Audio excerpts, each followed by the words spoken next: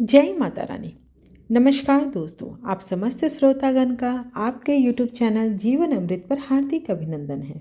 आज माघी गुप्त नवरात्रि के चौथे दिन माता भुवनेश्वरी की पूजा की जाती है। आज की वीडियो में आप जानेंगे माँ भुवनेश्वरी की अवतार की कहानी। माँ भुवनेश्वरी का अवतार आदिशक्ति पराशक्ति दुर्गा जी के रूप में जाना जाता है। यह माना जाता है कि जब सृष्टि की आवश्यकता थी और संसार में असुरों और अधर्मियों का आतंक बढ़ गया था, तब आदिशक्ति ने माँ भुवनेश्वरी के रूप में अवतार लिया। कथाओं के अनुसार माँ भुवनेश्वरी लौकिक महासागर और अन्य महाविद्याओं से प्रकट हुई थी। माँ भुवनेश्वरी राक्षस अंधका के खिलाफ भगवान शिव की लड़ाई में सहायता की थी। कथा के अनुसार देवी ने भगवान शिव को राक्षस को हराने और ब्रह्मांड में संतुलन बनाए रखने के लिए भगवान शिव को आवश्यक शक्ति और दिव्य ऊर्जा प्रदान की थी। माँ भुवनेश्वरी को सृष्टि की रचयिता के रूप में भी जाना जाता है। एक कथा के अनुसार माँ ने अपनी दिव्य शक्ति से पूरे ब्रह्मांड, सभी लोकों, जीव जंतुओं, देवताओं की रचना की। उनका नाम भुवनेश्वरी देवी, जिसे ब्रह्मांड की रानी के नाम से भी कहा जाता है। माता भुवनेश्वरी को भगवान शिव की शक्ति और उनकी पत्नी के रूप माना जाता है। शिव और शक्ति का यह संबंध सृष्टि की रचना और स्थायित्व के लिए अत्यंत महत्वपूर्ण है। माँ भुवनेश्वरी को तांत्रिक परंपरा में विशेष स्थान दिया गया है। 10 महाविद्याओं में से एक होने के कारण उनकी पूजा और साधना तांत्रिक विधियों के माध्यम से की जाती है। इसमें विशेषतर मंत्र, तंत्र और ध्यान शामिल है, जिनसे भक्त उनकी कृपा और आशीर्वाद प्राप्त करते हैं।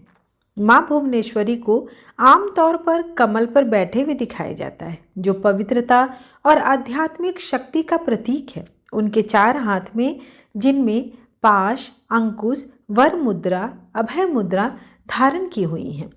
तब भुवनेश्वरी की साधना साधक के सभी दुख दूर करती है और उनकी समस्त मनोकामनाएं शीघ्र ही पूरी हो जाती है।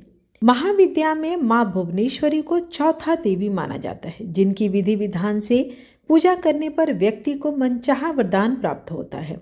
ऐसी मान्यता है कि देवी भुवनेश्वरी पूरे ब्रह्मांड को चलाने वाली परम देवी है। देवी दुर्गा का बेहद सौम्य अवतार मानी जाने वाली इस देवी की पूजा शीघ्र फलदायी मानी जाती है। देवी भुवनेश्वरी की पूजा करने के लिए साधक को सबसे पहले तन और मन से पवित्र होना पड़ता है। इसके बाद देवी की प्रतिमा या फोटो को किसी चौकी पर लाल कपड़े का आसन बिछाकर रखना चाहिए। इसके बाद देवी भुवनेश्वरी को गंगा जल से पवित्र करने के बाद लाल रंग का पुष्प अर्पित करना चाहिए। लाल चंदन, लाल वस्त्र, लाल श्रृंगार की सामग्री चढ़ाएं। इसके बाद भोग लगाने के बाद धूप दीप दिखाकर उनकी साधना करें।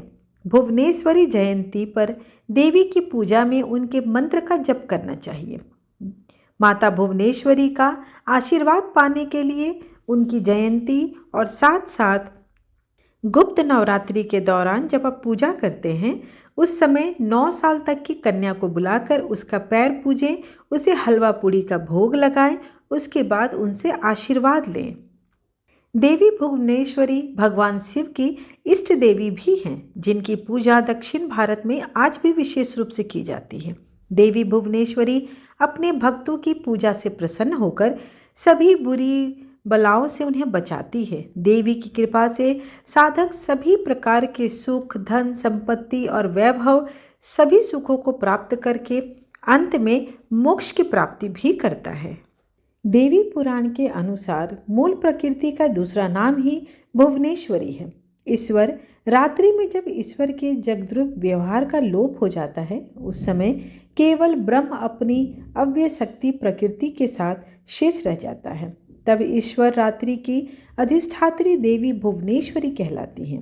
अंकुश और पास इनके मुख्य आयुध हैं। अंकुश नियंत्रण का प्रतीक है और पास राग अथवा आसक्ति का प्रतीक है। इस प्रकार स्वरूपा मूल प्रकृति की भुवनेश्वरी है, जो विश्व को वमन करने के कारण वामा, शिवमयी होने में ज्येष्ठा तथा कर्म नियंत्रण, फलदान और जीवों को दंडित करने के लिए रौद्री कही जाती हैं।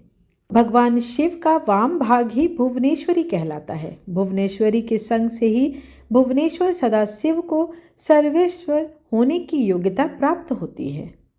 भुवनेश्वरी माता की साधना से निरंतर आर्थिक, व्यापारिक और भौतिक उन्नति प्राप्त होती है। जो अपने भाग्य में दरिद्र योग लिखाकर भी आया हो, जो व्यक्ति जन्म से ही दरिद्र हो, वह भी भुवनेश्वरी माता की साधना करके अपनी दरिद्रता को समृद्धि में बदल सकता है। भुवनेश्वरी को आद्या माँ के रूप में भी कहा जाता है। फलस्वरूप भुवनेश्वरी साधना से योग्य संतान प्राप्ति हेतु और पूर्ण संतान का भी सुख प्राप्त होती है। भुवनेश्वरी साधना से इच्छा पूर्ति की साधना है। यदि पूर्ण रूप से भुवनेश्वरी को सिद्ध कर लिया जाए तो व्यक्ति जो भी इच्छा या आकांक्षा रखता है वह इच्छा उसकी अवश्य ही पूरी होती है। माता भुवनेश्वरी भोग और मोक्ष दोनों को एक साथ ही प्रदान करती है। यही एकमात्र ऐसी साधना है जिसको संपन्न करने पर जीवन में संपूर्ण भोगों की प्राप्ति होती है और अंत में पूर्ण मोक्ष की प्राप्ति भी हो जाती है। इस दौरान आप माता भुवनेश्वरी का जो मंत्र है ह्रीम, इस मंत्र का आप 108 माला मंत्र जाप कर सकते हैं।